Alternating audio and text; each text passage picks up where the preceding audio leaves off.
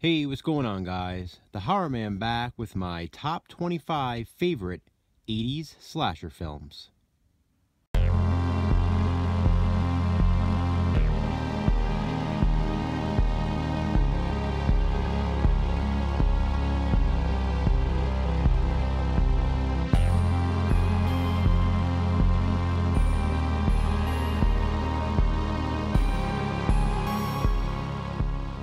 Well, here it is finally, a video that I've been wanting to do for a long time.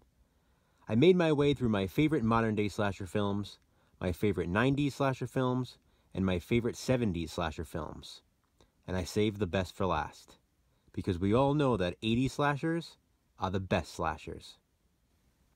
As always, I faced the dilemma of what makes a slasher film a slasher film.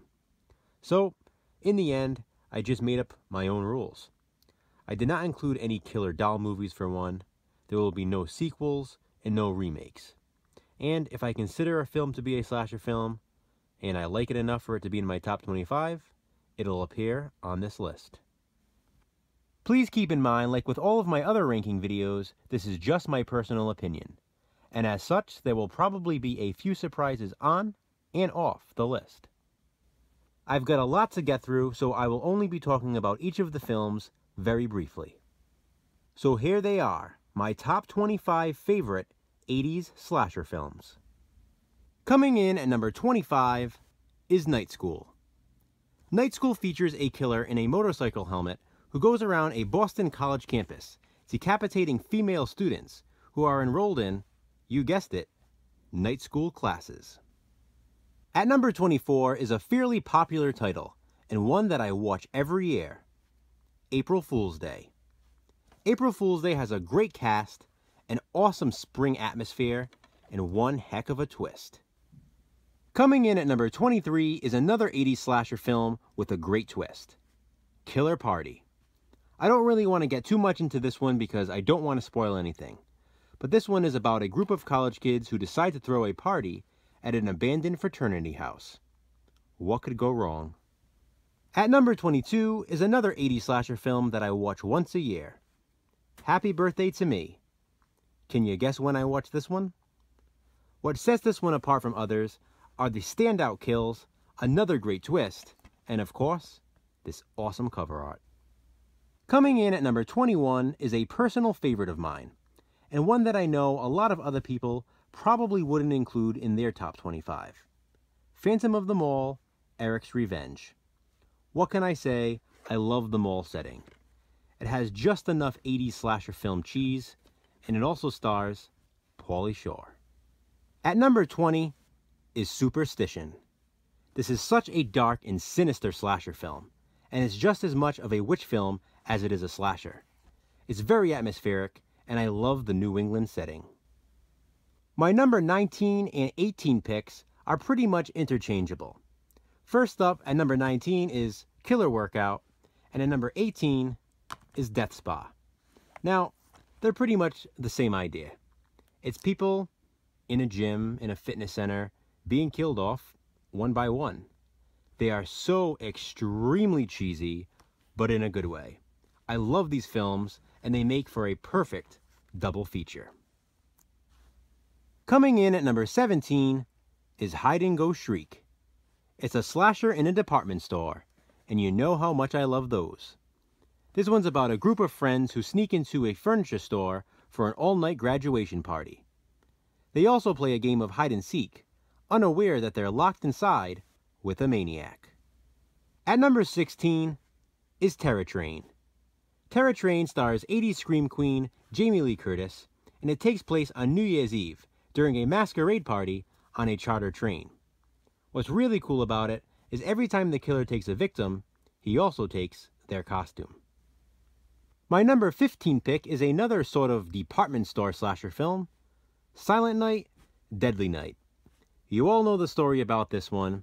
A guy dressed as Santa goes around killing everybody who's, well, naughty. Coming in at number 14 is a movie that I've spoken of often on my channel, Edge of the Axe. I actually revisited this one last weekend, and I have to say, I enjoyed it as much as ever.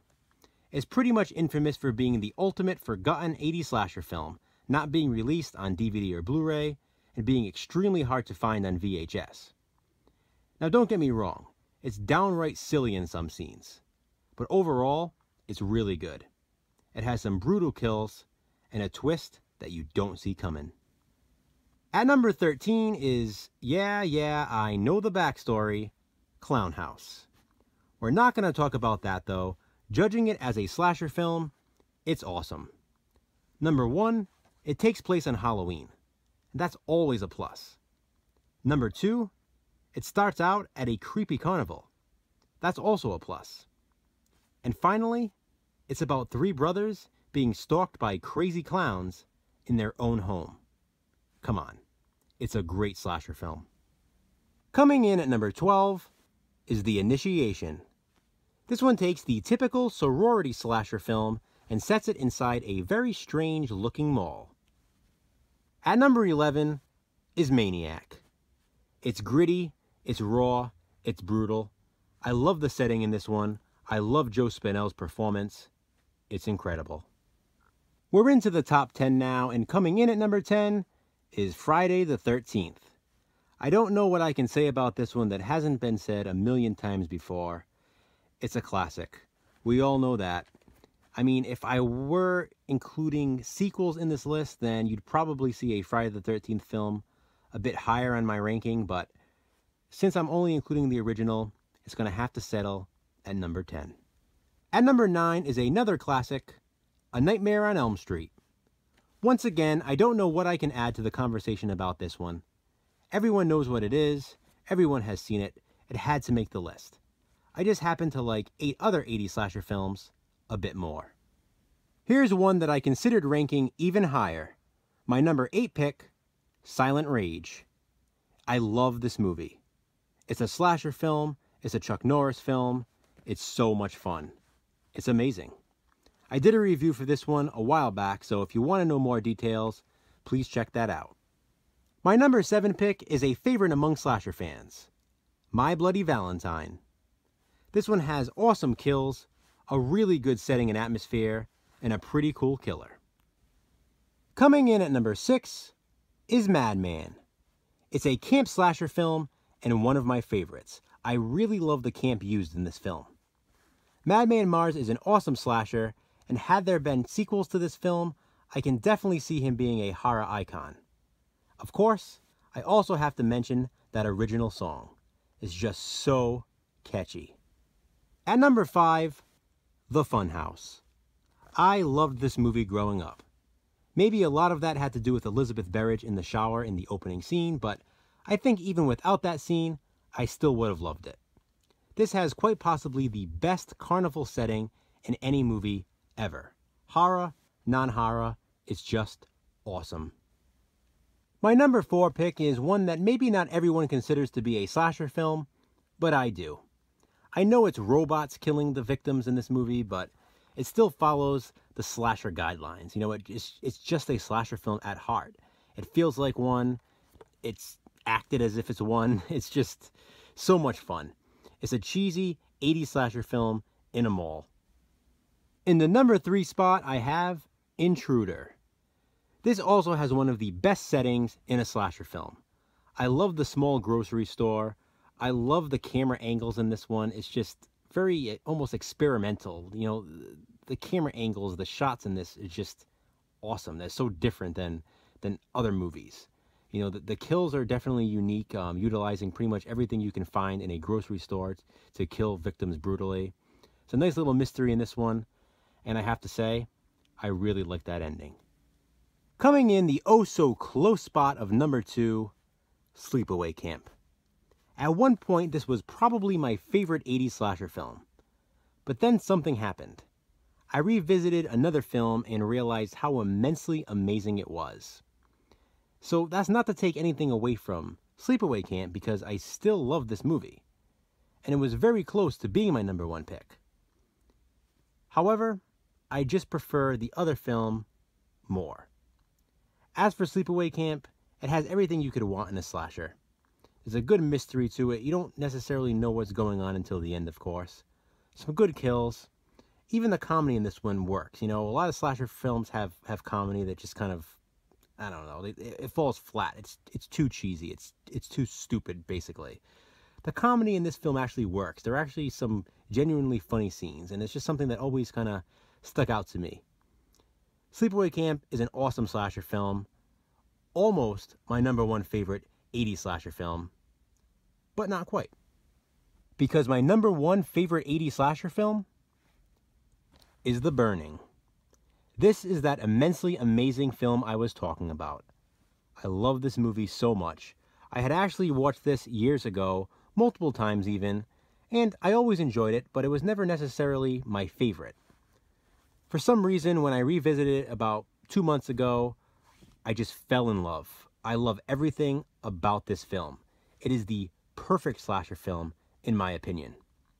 It has an awesome cast of characters that you actually care about. I have to say, you know, I joke about George Costanza being in this movie, you know, a young George Costanza, Jason Alexander, of course, and I joke about him being in this movie, but he's actually really good. I love seeing him in that role. So that's definitely a plus right there. You got Mark Ratner from Fast Times at Ridgemont High, another plus.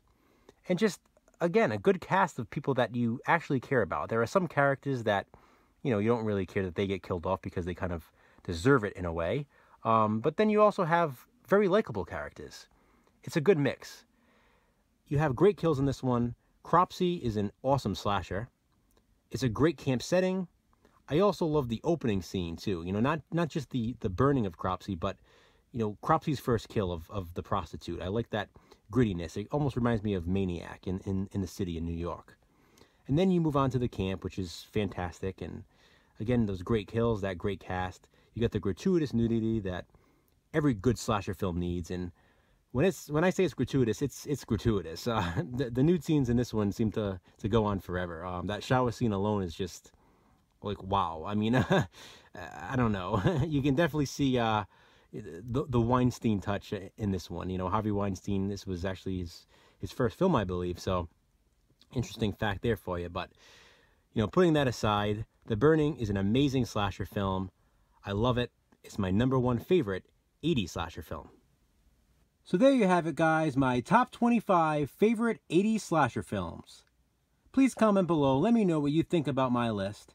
Also, let me know what your favorite 80s slasher films are. Thanks for watching. I appreciate it.